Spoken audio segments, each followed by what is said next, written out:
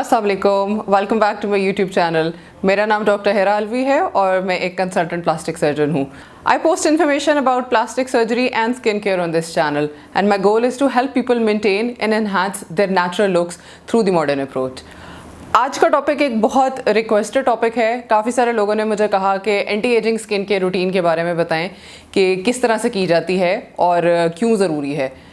सबसे पहले तो हम ये डिस्कस करेंगे कि anti ageing skin care routine की ज़रूरत क्यों पड़ती है। क्या जो स्किन केयर रूटीन हम पहले यूज़ कर रहे होते हैं वो चेंज करनी पड़ती है और वो क्यों चेंज करनी पड़ती है। थोड़ी सी साइंटिफिक चीज़ से स्टार्ट करते हैं कि हमारी जो स्किन होती है उसकी 3 लेयर्स होती हैं। जो सबसे टॉप मोस्ट लेयर होती है वो थिन लेयर होती है, उसको हम एपिडर्मिस बोलते हैं। उसके नीचे एक थिकर लेयर आती है जिसको हम डर्मिस बोलते हैं।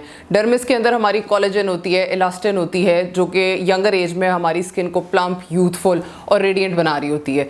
उसके नीचे सबक्यूटेनियस लेयर होती है, उसके बारे में हम अभी बात नहीं करेंगे। तो जैसे जैसे हम एज करते हैं तो डर्मिस से कोलेजन और इलास्टिन कम होता जाता है और उसकी वजह से वो थिन आउट हो जाती है। और एपिडर्मिस के ऊपर सेलुलर टर्नओवर कम हो जाता है जिसकी वजह से वो थिकन होने लग जाती है। सेलुलर टर्नओवर क्या होता है कि हमारी स्किन जो है हर 28 डेज़ के बाद या 4 वीक्स के बाद रिन्यू होती है। जो पुराने डेड सेल्स होते हैं वो निकल जाते हैं और नए सेल्स नीचे से उभरते हैं। तो जब हम यंग होते हैं तो ये प्रोसेस बहुत फास्ट होता है। जैसे जैसे हम एज करते जाते हैं ये प्रोसेस स्लो हो जाता है और जो सेल्स डेड वाले होते हैं वो हमारी स्किन के ऊपर रहने लग जाते हैं और वो उतनी जल्दी रिन्यू नहीं होते जितने हमारी यंगर एज में हो रहे होते हैं। तो इवन किसी ने कभी यंगर एज के अंदर स्किन केयर रूटीन नहीं भी रखी है तो बहुत से लोग कहते हैं कि हमारी स्किन तो बहुत अच्छी है, बहुत प्लम्प है, बहुत रेडिएंट है, we don't do any skin care, लेकिन फिर भी बहुत अच्छी है। बट जैसे जैसे हम एज करते हैं हमें स्किन का ख्याल रखना पड़ता है, तभी वो अच्छी स्किन हमारे साथ ज़्यादा अरसे तक रहती है। Today I am going to tell you about a few things जो कि स्किन केयर रूटीन में इनकॉर्पोरेट करने चाहिए हैं जब हम आहिस्ता आहिस्ता ओल्डर एज की तरफ जाते हैं। Anti ageing skin care routine कब स्टार्ट करनी चाहिए? We should ideally start it by the age of 30 और हमें थ्रू आउट द लाइफ उसको कंटिन्यू करना चाहिए। लेकिन अगर कोई लोग यहाँ पे इस वक्त इस वीडियो को देख रहे हैं एंड दे आर 50 प्लस और 60 प्लस तो it's never too late to start a skin care routine. आज मैं आपके साथ 5 चीज़ें शेयर करूँगी जो कि anti ageing skin care routine के कंपोनेंट्स में आती हैं और वो बहुत ज़रूरी होती हैं और अगर आप करेंगे तो you will be ahead of a lot of people. सबसे पहली चीज़ और सबसे इंपॉर्टेंट चीज़ is retinoids. Retinoids vitamin A family से बिलोंग करते हैं। I can not over emphasise कि ये कितनी ज़रूरी चीज़ है और कितनी अच्छी है। It has miraculous results. There are huge multi centre studies all over the world जिन्होंने इसकी एफिकेसी को प्रूव किया है। जो फाइन लाइंस और रिंकल्स होती हैं, अगर कोई ऐसा एक प्रोडक्ट है जो इनको रिवर्स कर सकता है या इसके इफेक्ट्स को थोड़ा सा कम कर सकता है तो वो सिर्फ रेटिनॉइड्स हैं।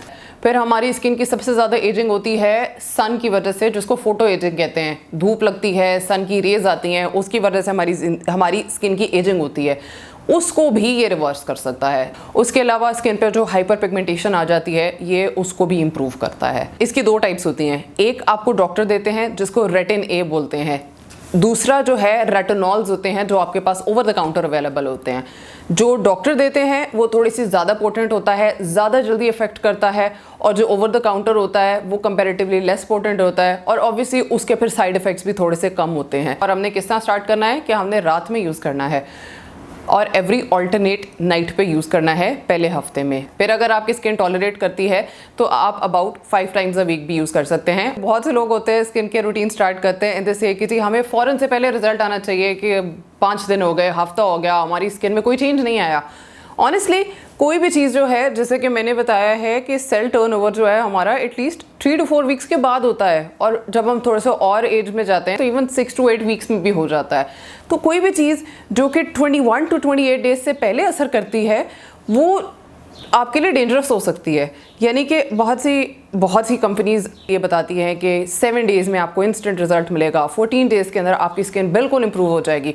आइदर तो वो प्रोडक्ट्स आपके लिए डेंजरस होंगे क्योंकि उसके अंदर कोई ऐसी चीज़ होगी जो सेल टर्नओवर को बहुत ज़्यादा बढ़ा रही है, और दूसरी चीज़ ये होती है कि it could just be a marketing tactic. I would recommend कि आप रेटिनॉल स्टार्ट करें बाय द एज ऑफ 30 और उसके बाद आप इसको थ्रू आउट लाइफ कंटिन्यू करें। आप इसको कभी छोड़ें ही ना, ये आपको इतना अच्छा रिजल्ट देगी। मैंने पेशेंट्स देखे हैं जो कि 50s या 60s में होते हैं अपने, और वो उनकी स्किन बहुत अच्छी होती है।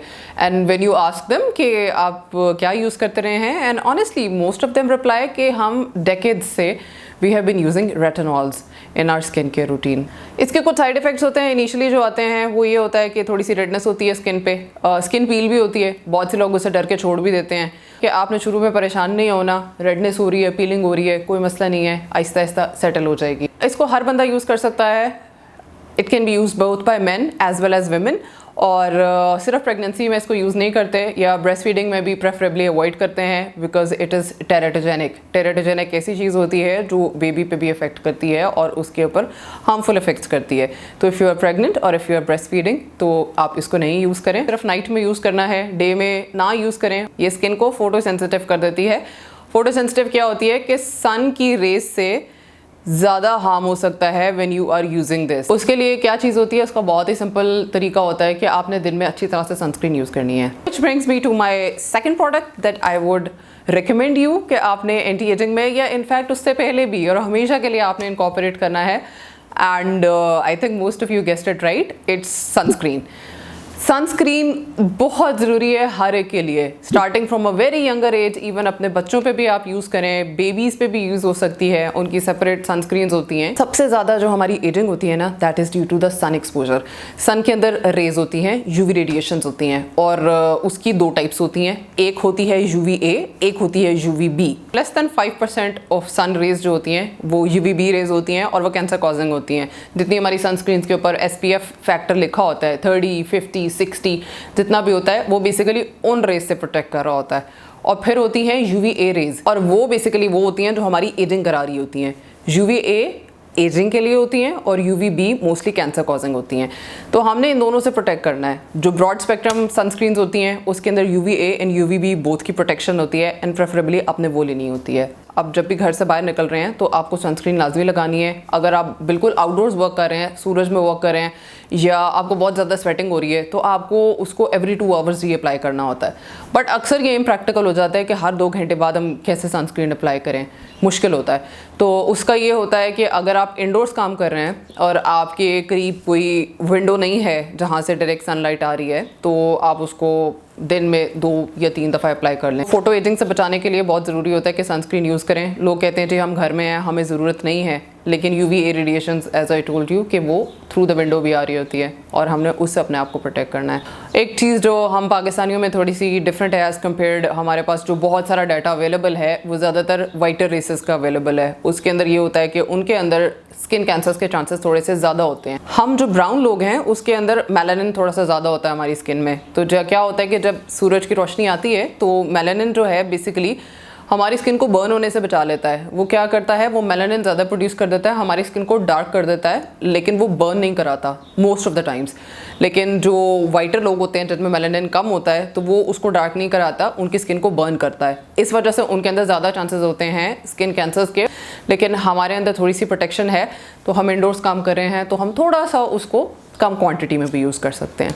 2 चीज़ें जो मैं आपको रिकमेंड करूँगी कि आपने अपनी सनस्क्रीन में देखनी है, वो ये है कि वो SPF 30+ हो और वो ब्रॉड स्पेक्ट्रम हो, ताकि वो आपको UVA एंड UVB दोनों से प्रोटेक्शन दे। अगर आपको इसके बारे में कोई डिटेल जाननी है कि सनस्क्रीन की क्या टाइप्स होती हैं, फिजिकल एंड केमिकल सनस्क्रीन, तो वो कैसे यूज़ करते हैं, कैसे चूज़ करते हैं, तो comment sunscreen in the comments, और मैं उसके ऊपर एक कंप्लीट डिटेल्ड वीडियो बना दूंगी इंशाल्लाह। हमारी जो आंखों की स्किन होती है ना, जो आंखों के नीचे होती है, वो सबसे थिनर स्किन होती है पूरी बॉडी की, और उसमें एजिंग बहुत जल्दी आती है।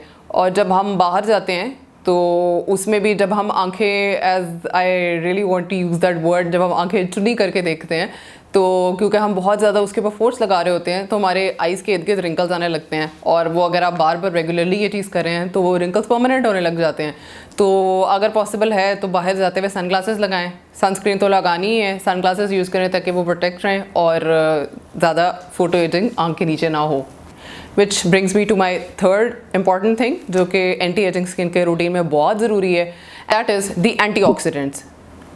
एंटीऑक्सीडेंट्स में विटामिन C आता है, विटामिन E आता है, नायासिनामाइड आता है। जब हमारी स्किन के अंदर सन डैमेज होता है तो फ्री रेडिकल्स बनते हैं, और वो फ्री रेडिकल्स जो हैं वो हमारी स्किन की एजिंग कराते हैं, कोलेजन को कम करते हैं, इलास्टिन को कम करते हैं, और हमारी स्किन को एक एजेड अपीयरेंस देते हैं, थिन आउट हो जाती है हमारी स्किन। तो एंटीऑक्सीडेंट्स जब हम यूज़ करते हैं तो वो उन चीज़ों को एक्चुअली काउंटर एक्ट करता है और जितनी हमारी कोलेजन प्रोडक्शन है उसको इम्प्रूव करने लग जाता है। विटामिन सी या एस्कॉर्बिक एसिड सबसे कॉमनली यूज होता है। विटामिन सी को कोशिश करें कि दिन में यूज़ करें, रात में रेटिनॉल यूज़ करें, और दिन में भी जब आप यूज़ कर रहे हैं तो उसके ऊपर सनस्क्रीन आपने लाजमी यूज़ करनी है। विटामिन सी को एब्जॉर्ब करने में थोड़ा सा टाइम लगता है, वो स्लोली एब्जॉर्ब होती है। अगर उसके साथ कोई ऐसा प्रोडक्ट ऐड कर लिया जाए जिसमें विटामिन ई भी है तो वो उसकी एब्जॉर्प्शन को और फास्टर कर देता है और जल्दी रिजल्ट्स देता है।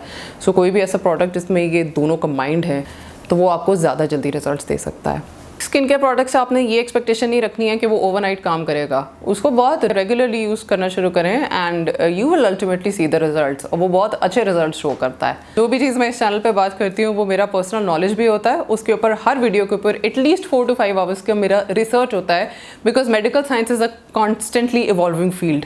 और उसमें आज जो एक बात हो रही है हो सकता है अगले 6 महीने में उसके ऊपर कोई नई बात आ जाए। तो you need to keep yourself up to date before you tell anybody else. Which brings me to my fourth tip. I want कि मैं ये एंटी एजिंग में खास तौर पे इसको डिस्कस करूं, दैट इज़ एक्सफोलिएशन। जैसे मैंने पहले बताया है कि सेलुलर टर्नओवर स्किन के ऊपर से कम हो जाता है, डेड स्किन सेल्स ज़्यादा उसके स्किन के ऊपर रहने लग जाते हैं। तो यंगर लोगों में क्या होता है कि वो इतने डेड स्किन नहीं होती है, जल्दी जल्दी रिप्लेस होती है, उनको शायद इतना पता नहीं लगता है कि एक्सफोलिएशन ज़रूरी है या नहीं है। लेकिन एज वी ग्रो ओल्डर तो हमें डेड स्किन को रिमूव करने के लिए एक्सफोलिएशन करनी चाहिए। आपकी सेंसिटिव स्किन है तो आप हफ्ते में 1 दफ़ा करें। अगर आपकी नॉर्मल स्किन है या ड्राई स्किन है तो आप हफ्ते में 2 दफ़ा कर सकते हैं। And even for the oily skin I would recommend कि आप ट्वाइस अ वीक से ज़्यादा ना करें। आप ओवर एक्सफोलिएट कर रहे हैं तो आपकी स्किन पर रेडनेस आने लग जाएगी, इची होने लग जाएगी। तो आप अगर रेटिनॉल्स यूज़ कर रहे हैं या विटामिन सी यूज़ कर रहे हैं या कोई भी चीज़ आप यूज़ कर रहे हैं अपनी स्किन के ऊपर, तो अगर ऊपर डेड स्किन सेल्स की एक लेयर है तो वो शायद उसको एब्जॉर्ब नहीं होने देगा। तो जब आप एक्सफोलिएट करेंगे और फिर आप उसके ऊपर कोई चीज़ अप्लाई करेंगे तो वो डीपर पेनिट्रेट करेगी। एक्सफोलिएशन बहुत से टाइप्स की हो सकती है और फिज़िकली भी एक्सफोलिएट कर सकते हैं। उसके अलावा केमिकल एक्सफोलिएंट्स होते हैं, बहुत सारे टाइप्स के होते हैं। और अगर आपको उसके बारे में भी डिटेल्स चाहिए तो कमेंट एक्सफोलिएंट्स डाउन बिलो और उस पर भी इंशाल्लाह एक पूरी डिटेल्ड वीडियो आ जाएगी। Which brings me to my final tip and the final product, and that is also very important in the skincare routine, or that is a moisturizer. Moisturiser बहुत important है और दिन में भी यूज़ करना होता है, रात में भी यूज़ करना होता है। मॉइस्चराइज़र अपनी स्किन टाइप के हिसाब से यूज़ करना है। ड्राई स्किन होती है तो उसके लिए थोड़ा सा हैवियर मॉइस्चराइज़र होता है, और जो ऑयली स्किन होती है उसके लिए मोस्टली जेल बेस्ड मॉइस्चराइजर्स होते हैं। बहुत सारे अवेलेबल हैं इन द मार्केट और कोई भी यूज़ किया जा सकता है। रात के टाइम भी थोड़ा सा हैवियर मॉइस्चराइज़र इसलिए यूज़ करना होता है कि जो कुछ भी आपने नीचे अप्लाई किया है, जो आपने एक्टिव्स अप्लाई किए हैं जैसे कि रेटिनॉइड्स हैं या कोई भी एंटीऑक्सीडेंट्स हैं या कोई भी चीज़ आपने उसके नीचे अप्लाई की हुई है, तो उसके ऊपर एक वो लेयर बना देगा और पूरी ओवरनाइट वो इसको एब्जॉर्ब कराएगा और आपको बेनिफिशियल इफेक्ट्स देगा।